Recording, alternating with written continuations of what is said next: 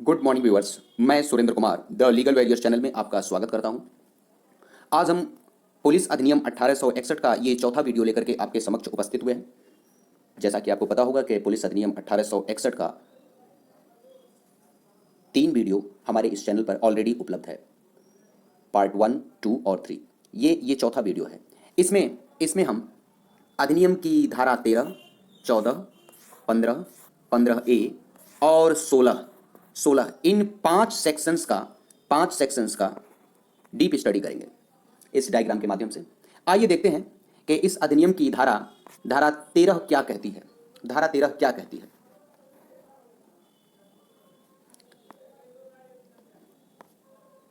अधिनियम की धारा 13 यह कह रहा है कि व्यक्तिगत खर्चे पर नियोजित अतिरिक्त पुलिस अधिकारी व्यक्तिगत खर्चे पर। हाँ, आइए देखते हैं। पहले देख ले, director general cum inspector general, DIG, assistant IG और एसपी, ये 4 अधिकारी हैं। Director general cum inspector general, DIG, assistant IG और एसपी जिले के मजिस्ट्रेट के साधारण निर्देश के अधीन रहते हुए, हाँ, आवश्यकता दर्शित करने वाले व्यक्ति के आवेदन पर साधारण पुलिस जिले के अंदर शांति बनाए रखने के लिए अतिरिक्त पुलिस ऑफिसर नियुक्त कर सकेगा। कौन नियुक्त कर सकेगा? ये चार अथॉरिटी जो हैं। फिर से देखते हैं इसको क्या कह रहा है। ये सेक्शन 13 क्या कह रहा है? सेक्शन 13 ये कह रहा है कि director general cum inspector general और डीआईजी, असिस्टेंट आईजी और एसपी जिले के मजिस्ट्रेट के साधारण निर्देश के अधीन रहते हुए आवश्यकता दर्शित करने वाले व्यक्ति के आवेदन पर, जिसको आवश्यकता है वो आवेदन करे, हाँ, आवश्यकता दर्शित करने वाले व्यक्ति के आवेदन पर साधारण पुलिस जिले के अंदर क्या करने के लिए? शांति बनाए रखने के लिए अतिरिक्त पुलिस अधिकारी नियुक्त कर सकेगा। अतिरिक्त पुलिस अधिकारी नियुक्त कर सकेगा। कौन कर सकेगा? यही चार अधिकारी क्या करने के लिए? शांति बनाए रखने के लिए। कहां पे नियुक्त कर सकते हैं? साधारण पुलिस जिले के अंदर। किसके आवेदन पर? अरे भाई, जो व्यक्ति अपनी आवश्यकता दर्शित कर रहा है उसके आवेदन पर। हाँ, साधारण पुलिस जिले के अंदर शांति बनाए रखने के लिए अतिरिक्त पुलिस ऑफिसर नियुक्त कर सकेगा। और ध्यान से, ये जो अतिरिक्त पुलिस ऑफिसर हैं, ये किसके आदेश के अधीन होंगे? ये एसपी साहब के आदेश के अधीन होंगे, एसपी साहब के। और इस अतिरिक्त पुलिस ऑफिसर का भार किस पर होगा? आवेदनकर्ता पर उसका भार होगा। यानी खर्चा जो भी लगेगा वो आवेदनकर्ता को ही देना पड़ेगा। इस चीज को दिमाग में रखिएगा। डायग्राम के माध्यम से हर एक पॉइंट को मैंने आपको समझाने का प्रयास किया है। यहां से क्वेश्चन बना हुआ है कि अतिरिक्त पुलिस ऑफिसर जो कि सेक्शन 13 में अपॉइंट किए जाते हैं, उनका भार किस पर होगा? तो आवेदनकर्ता पर होगा। इसको दिमाग में रखिएगा। आइए देखते हैं इसके आगे क्या कह रहा है। इसके आगे ये कह रहा है कि ये जो चारों ऑफिसर हैं, इन्हीं चारों ऑफिसर को मैंने यहां स्टार के तौर पर रख दिया है। बस रिपीटेशन ना हो इसलिए मैंने 4 स्टार बना दिया है। तो ध्यान से सुनिएगा। वही आवेदनकर्ता व्यक्ति जिसके आवेदन पर अतिरिक्त पुलिस ऑफिसर अपॉइंट किया गया है, वही आवेदनकर्ता व्यक्ति लिखित सूचना, 1 महीने की लिखित सूचना इन चारों में से किसी के समक्ष दे सकता है। क्या करने के लिए? कि आप अपना अतिरिक्त पुलिस अधिकारी जो है, पुलिस ऑफिसर जो है, उनको आप विड्रॉ कर लीजिए, अब जरूरत नहीं है। हाँ, तो जिस आवेदनकर्ता के कहने पर अतिरिक्त पुलिस ऑफिसर अपॉइंट किया गया है, उसी आवेदनकर्ता की 1 महीने की लिखित सूचना पर उनको अपॉइंट करने वाला अथॉरिटी उन्हें विड्रॉ भी कर सकता है। इसको दिमाग में रखिएगा। यहां से भी एक बार प्रश्न बन चुका है। आइए देखते हैं कि सेक्शन 14 क्या कहता है। सेक्शन 14 ध्यान से सुनिएगा। सेक्शन 14 कहता है, रेल अन्य कर्मों के आसपास अतिरिक्त बल की नियुक्ति। यहां पे भी अतिरिक्त बल नियुक्त किए जा रहे हैं। कहां पे? देखो, रेल नहर अन्य लोक कर्म, विनिर्माण या वाणिज्यिक संबंधी क्रियाकलाप, हाँ, देश के किसी भी भाग में चल रहा हो। देखो, देश के किसी भी भाग में चल रहा हो या क्रियाशील हो, तो क्या? तो director general cum inspector general को आवश्यकता प्रतीत होता है। क्या आवश्यकता प्रतीत होता है? कि इसी 3 में नियोजित व्यक्तियों के आचरण के बारे में युक्त आशंका है। किसको आशंका है? Director general cum inspector general को। इनको आवश्यकता प्रतीत हो रही है कि ऐसे रेल, नहर या लोक कर्म या विनिर्माणशाला या वाणिज्यिक संबंधी क्रियाकलाप में नियोजित व्यक्तियों के आचरण के बारे में उसे आशंका है। तब जब आशंका है उसको, तो स्टेट गवर्नमेंट की सहमति से एडिशनल फोर्स नियुक्त कर सकता है। कौन नियुक्त कर सकता है? Director general cum inspector general नियुक्त कर सकता है, लेकिन स्टेट गवर्नमेंट की सहमति से। यह पॉइंट इंपॉर्टेंट है। इस सहमति को लेकर के एक बार प्रश्न बन चुका है कि सेक्शन 14 में director general cum inspector general जो है एडिशनल फोर्स नियुक्त कर सकते हैं। किसकी सहमति से? तो स्टेट गवर्नमेंट की सहमति से नियुक्त कर सकते हैं। और क्या कह रहा है भाई, और कह रहा है कि उन्हीं स्थानों पर जिन लोगों का नियंत्रण है या जिनकी अभिरक्षा में है, हाँ, उन्हीं लोगों को वह director general cum inspector general समय समय पर आदेश देगा। किसको आदेश देगा? जिसके नियंत्रण में वह रेल, नहर या लोक कर्म है या विनिर्माणशाला है। हाँ, तो उन पर जिस व्यक्ति का नियंत्रण है उन्हीं को director general cum inspector general समय समय पर आदेश देगा। देखो ट्रिपल टी है, टाइम टू टाइम। हाँ, समय समय पर आदेश देगा। क्या आदेश देगा? For the payment. For the payment. किसका पेमेंट? अरे भाई एडिशनल फोर्स अपॉइंट किया है ना, तो एडिशनल फोर्स का खर्चा किसके ऊपर होगा? किसके ऊपर होगा? जो उस रेल, नहर या अन्य कर्म जो जिन पर उनका नियंत्रण है, जिसके वो कस्टडी में है, हाँ, उन्हीं व्यक्तियों पर इस अतिरिक्त फोर्स का भार होगा। हाँ, तो उसी को director general cum inspector general समय समय पर आदेश देगा कि आप एडिशनल फोर्स का जो खर्चा है वो आप पे करिए। ये हम लोग सेक्शन 14 पढ़ रहे हैं। आइए देखते हैं सेक्शन 15 क्या कहता है भाई। सेक्शन 15 क्या कह रहा है? सेक्शन 15 बहुत इंपॉर्टेंट है। सेक्शन 15 बहुत इंपॉर्टेंट है। क्या कह रहा है? ये कह रहा है कि क्षुब्ध संकटपूर्ण जिले में अतिरिक्त पुलिस रखना। यहां भी देख लो, अतिरिक्त पुलिस की बात हो रही है। ये जो सेक्शन 15 है, ये 6 सब सेक्शन में डिवाइड है। पहला सब सेक्शन कहता है कि स्टेट गवर्नमेंट उद्घोषणा के द्वारा किसी क्षेत्र को क्षुब्ध या संकटपूर्ण क्षेत्र घोषित कर सकता है। कौन घोषित कर सकता है? स्टेट गवर्नमेंट करेगा। नोटिफिकेशन जारी करके किसी क्षेत्र को, किसी जिले को क्षुब्ध या संकटपूर्ण जिला या क्षेत्र घोषित कर सकता है। कौन करेगा? State government. और तब देखो, director general cum inspector general या स्टेट गवर्नमेंट द्वारा ऑथराइज्ड अन्य प्राधिकारी, ऑथराइज्ड अदर अथॉरिटी, दो लोग ही हैं इसमें, director general cum inspector general और स्टेट गवर्नमेंट द्वारा प्राधिकृत कोई अन्य प्राधिकारी, हाँ, वो स्टेट गवर्नमेंट की मंजूरी से ऐसे क्षेत्र में जो क्षुब्ध है और संकटपूर्ण है उसमें अतिरिक्त पुलिस नियोजित कर सकता है। कौन नियोजित कर सकता है? ये 2 अधिकारी हैं, इनको दिमाग में रख लीजिएगा, यही 2 अधिकारी हैं। कई बार इसी तरह से प्रश्न पूछ लेता है कि कौन अथॉरिटी अपॉइंट कर सकता है और किसके मंजूरी से अपॉइंट कर सकता है। तो director general cum inspector general या स्टेट गवर्नमेंट के द्वारा ऑथराइज्ड कोई अन्य प्राधिकारी, हाँ, वो भी नियुक्त कर सकता है, वो भी नियोजित कर सकता है, लेकिन स्टेट गवर्नमेंट की मंजूरी से। कहाँ नियुक्त करेगा? बताया ना कि उस क्षेत्र में जो क्षुब्ध और संकटपूर्ण है। और क्या कह रहा है भाई? सबसेक्शन 3 क्या कह रहा है? सबसेक्शन 3 ये कह रहा है कि जो अतिरिक्त पुलिस नियोजित किया जा रहा है उसका खर्चा किस पर होगा? उसका खर्चा वहां के निवासी गण पर होगा। उसका खर्चा वहां के निवासी गण पर होगा। और ध्यान से सुनो भाई, जिले का मजिस्ट्रेट वहां के निवासी गण में से किसी को क्या खर्चे के प्रभाजन का आदेश दे सकता है।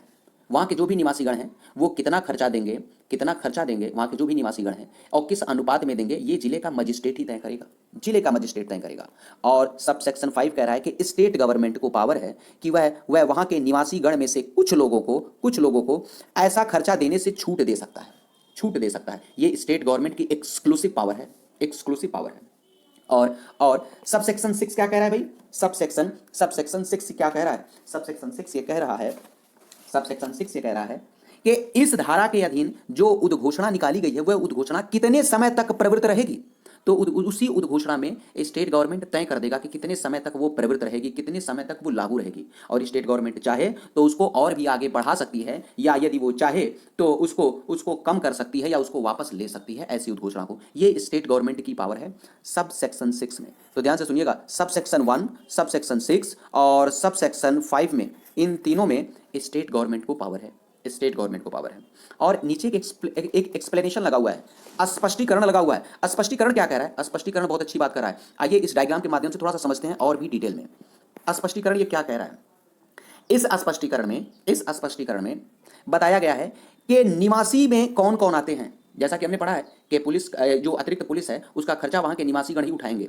तो ये बताओ ना, निवासी गण किसे कहते हैं? निवासी गण में कौन कौन लोग आते हैं? तो इस डायग्राम पर जरा फोकस करिएगा, क्या कह रहा है ये डायग्राम कि इनहैबिटेंट, निवासी गण में कौन कौन से लोग आते हैं? कह रहा है निवासी गण में वे व्यक्ति आते हैं जो ऐसे क्षेत्र में कोई भूमि या अन्य स्थावर संपत्ति या तो स्वयं या तो अभिकर्ता या सेवक के द्वारा अधिभोग में रखते हैं या धारण करते हैं।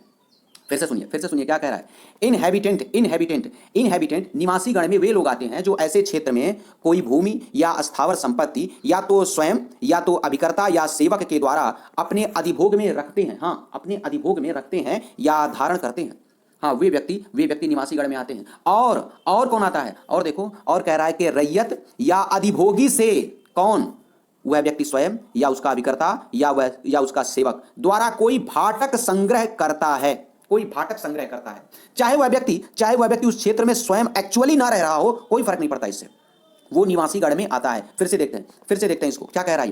कह रहा है कि निवासी गण में कौन लोग आते हैं? कह रहा है कि वे सभी लोग आते हैं जो उस क्षेत्र में कोई भूमि या अन्य अस्थावर संपत्ति या तो स्वयं या तो अभिकर्ता के द्वारा या सेवक के द्वारा अधिभोग में रखते हैं या धारण करते हैं।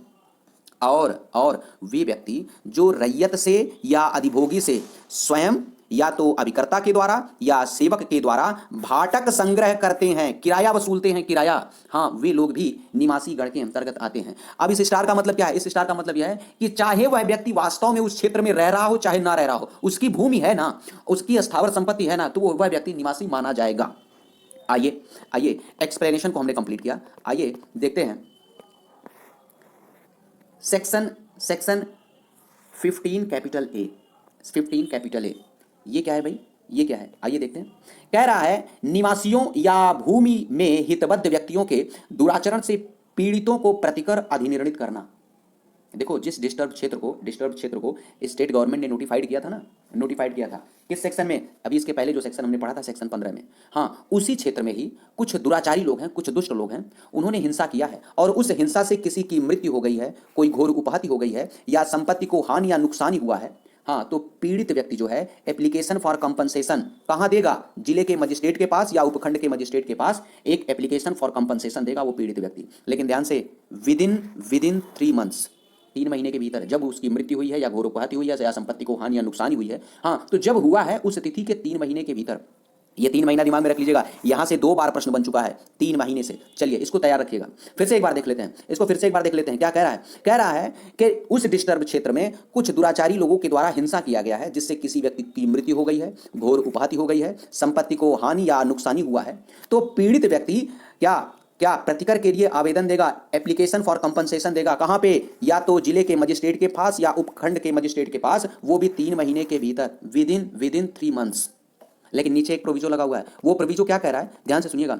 ये प्रोविजो कह रहा है कि 1 अप्रैल 1939 के पहले अगर कोई ऐसी हिंसा हुई है, ऐसा कोई दुराचरण हुआ है, तो विदिन 4 मंथ्स, दिमाग में रखिएगा, विदिन 4 मंथ्स। अगर 1 अप्रैल 1939 के पहले ऐसा कुछ हुआ है तो पीरियड ऑफ लिमिटेशन 3 मंथ नहीं है, 4 मंथ है। इसको तैयार रखिएगा। यहां से अभी तक प्रश्न नहीं बना लेकिन बन सकता है, ये इंपॉर्टेंट है ये भी। आइए देखते हैं कि 15A के सबसेक्शन 2 में क्या कहा गया है। ये भी इंपॉर्टेंट है, यहां से भी क्वेश्चन बना है। क्या कह रहा है भाई? ये कह रहा है कि मजिस्ट्रेट को पावर है। मजिस्ट्रेट को क्या पावर है? नीचे देखो ABC दिया हुआ है, क्या पावर है देखते हैं। मजिस्ट्रेट को पावर है, क्या है पावर है? पीड़ित को घोषित करने की। कौन कौन से लोग पीड़ित हैं, कौन कौन से लोग ऐसी हिंसा से, ऐसे दुराचरण से पीड़ित हैं, हाँ, उन पीड़ितों को घोषित करने की पावर मजिस्ट्रेट के पास है। और उन पीड़ितों को कितना प्रतिकर दिया जाए, ध्यान से देखिएगा, प्रतिकर निर्णित करने की, उस राशि को तय करने की और उनको वितरित करने की क्या रीति होगी, ये भी तय करेगा ये मजिस्ट्रेट। ये मजिस्ट्रेट की पावर है, मजिस्ट्रेट की पावर है। और तीसरी पावर क्या है? तीसरी पावर क्या है? तीसरी पावर ये है कि ये जो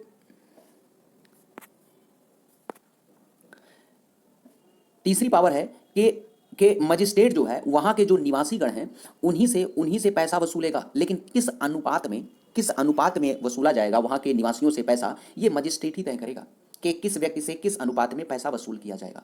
लेकिन नीचे एक प्रोविजो यहां भी लगा हुआ है। इस प्रोविजो का क्या मतलब है? ये प्रोविजो बहुत इंपॉर्टेंट है बेटा, इसको ध्यान से। ये प्रोविजो कह रहा है कि मजिस्ट्रेट किसी व्यक्ति को प्रतिकर का आदेश देने से पहले यह देख लेगा कि वह पीड़ित व्यक्ति कहीं स्वयं ही दुराचारी तो नहीं रहा है, दोषी तो नहीं रहा है। अगर वह पीड़ित व्यक्ति स्वयं ही, वो तो रहने वाला उसी जगह का ही है, अगर वो भी उस दुराचरण में शामिल रहा होगा तो उस पीड़ित व्यक्ति को प्रतिकर नहीं दिया जाएगा। ये प्रोविजो यही बात कह रही है।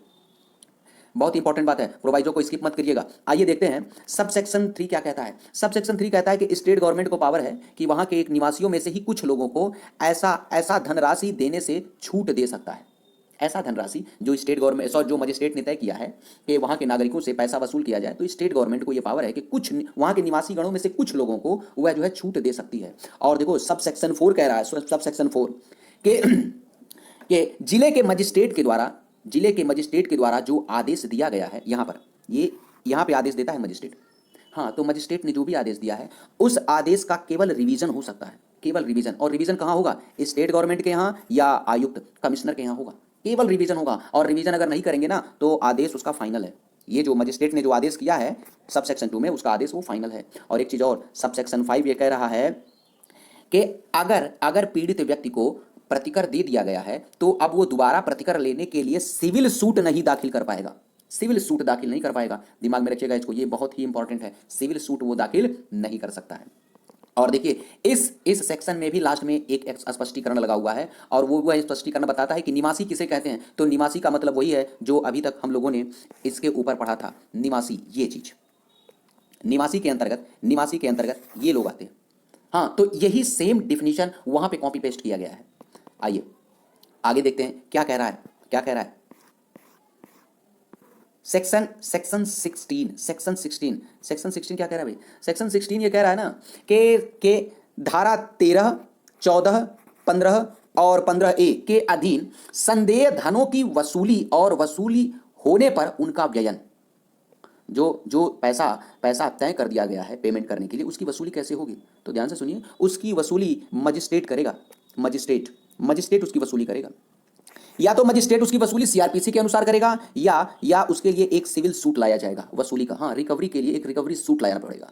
दो ही तरीके से वसूल किया जाएगा, या तो मजिस्ट्रेट वसूलेगा या उसके लिए एक सूट लाना पड़ेगा। और सब सेक्शन 2 तो निश्चित कर दिया गया है, सब सेक्शन 2 निश्चित कर दिया गया है। लेकिन सब सेक्शन 3 क्या कहता है? सब सेक्शन 3 ये क्या कहता है? सब सेक्शन 3 ये कह रहा है, सब सेक्शन 3 ये कह रहा है कि धारा 15A के अधीन संदत्त या वसूली मजिस्ट्रेट के द्वारा जो किया गया है वह उन व्यक्तियों को दिया जाएगा। किन व्यक्तियों को? अरे जिनको देने का आदेश हुआ है। धारा 15A के अधीन जो भी पैसा संदत्त या वसूल किया गया है वो मजिस्ट्रेट के द्वारा उन व्यक्तियों को दे दिया जाएगा। ये सेक्शन 16 इंपॉर्टेंट है। लेकिन इसके पहले के हमने जो भी सेक्शन पढ़े हैं, सेक्शन 13, 14, 15 और 15A, ये मोस्ट इंपॉर्टेंट है। यहाँ से क्वेश्चन बन चुका है और इस डायग्राम के माध्यम से हमने बहुत ही आसानी से हर एक पॉइंट को समझाने का प्रयास किया है। उम्मीद है आपको ये वीडियो पसंद आएगी। इसी प्रकार का कोई कमेंट या सुझाव हो तो हम आपके इस कमेंट का और आपके इस सुझाव का हम इंतजार करेंगे। धन्यवाद।